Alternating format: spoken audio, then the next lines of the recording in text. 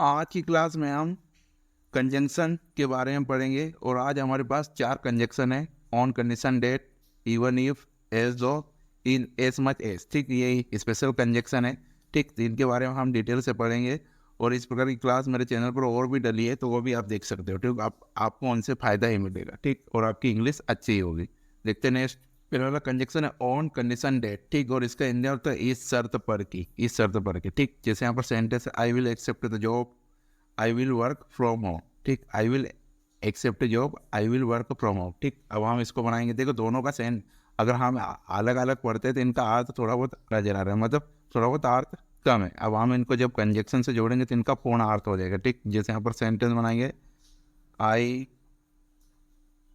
Will accept the job. ठीक, अब ये लिखेंगे ऑन कंडीशन डेट। ठीक, डेट। अब ये दूसरा सेंटेंस लिखेंगे I will work from home.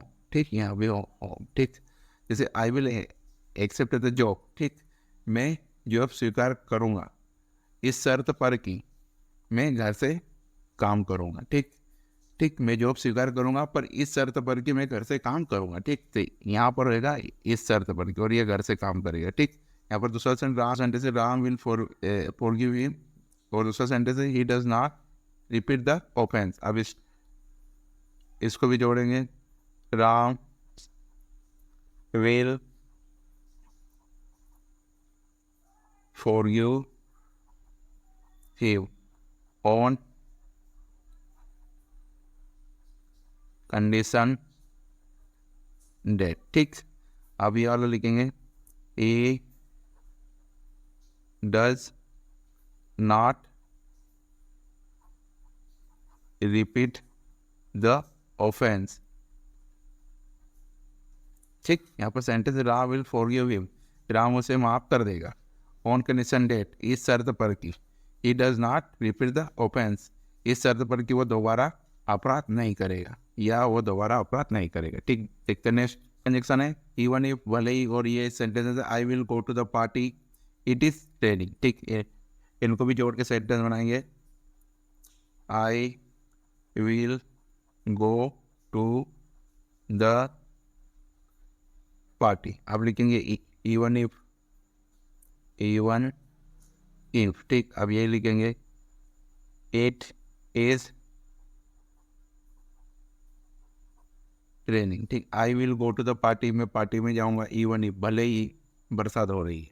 ठीक, भले ही बरसात हो रही है मैं पार्टी में जाऊंगा, या तो ऐसे बोल सकते हो तो, या फिर ऐसे बोल सकते हो मैं पार्टी में जाऊंगा भले ही बरसात हो रही है। ठीक, इट इज रेनिंग, बरसात होना।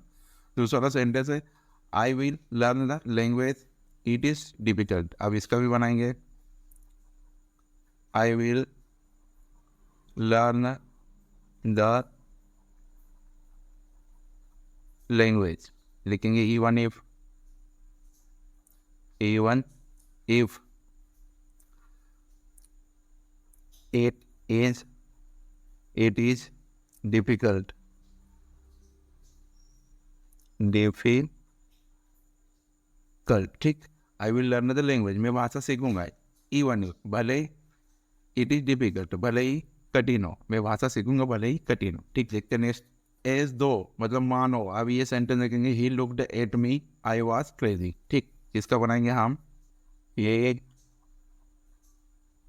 Looked at me. ठीक, अब लिखेंगे एज दो, एज दो। ठीक, फिर वो ये वाला सेंटेंस लिखेंगे आई वॉज क्रेजी। ठीक, यहाँ पर ये है क्रेजी। ठीक, ही लुक्ड मी, उसने मुझे ऐसा देखा, मानो आई वॉज क्रेजी, मानो कि मैं पागल, मानो मैं पागल हूँ। ठीक, ही लुक्ड एट मी, उसने मुझे ऐसा देखा एज दो, मानो मैं पागल हूँ। ठीक, एक दूसरा sentence the city seemed it was deserted. अब तो ये इसको जोड़ेंगे द सिटी सीम्ड। अब लिखेंगे एज दो, एज दो, ये वाला सेंटेंस लिखेंगे, इट वाज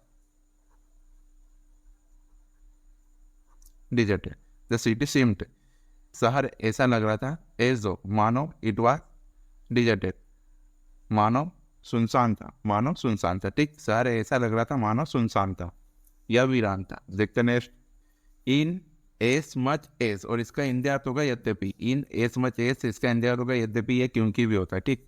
इस सेंटेंस है, the event is cancelled, the weather is bad, the event is cancelled, the weather is bad, ठीक। अब इसको जोड़ेंगे हम, the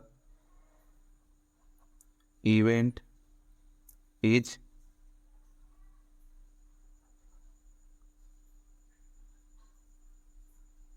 cancelled in as much as the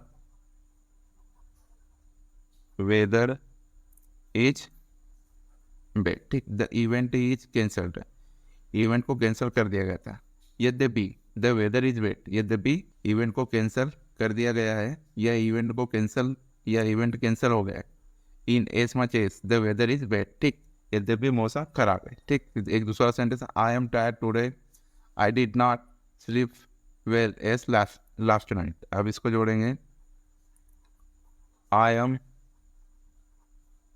tired today, ठीक, inasmuch S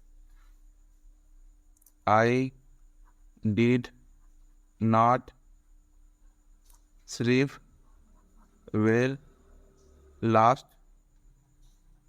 night, ठीक। I am tired today, मैं आज बहुत थका हुआ हूँ, मैं आज बहुत थका हुआ हूँ, इन एस मच एस, यद्यपि, आई did not sleep well last night, मैं पिछली रात, या मैं रात को ठीक से सोया नहीं हूँ, यही, मैं पिछली रात या रात को ठीक से सोया नहीं हूँ, ठीक। Thanks for watching, subscribe.